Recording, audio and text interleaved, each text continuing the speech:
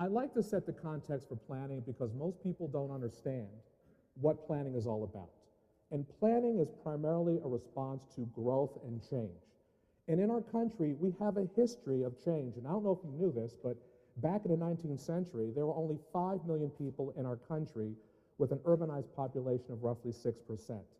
And then because of the immigration, primarily from Europe, in the late 19th century and early 20th century, our population swelled to 76 million. By the 21st century, we're around a little over 300 million today, and you can see where we're headed as a country. This is a change that as planners and as policymakers and elected officials that we have to deal with. Different regions will be affected differently, and that is why we have to plan. And believe me, there are places in this country that do not want to plan. So what does this mean for us? Over the next 50 years, we have to figure out where to accommodate 124 million people in the United States. That's what's coming our way. So people say, I don't want to grow. You might as well say you don't want it to rain. These people are coming because at least a third of this number are just people having children.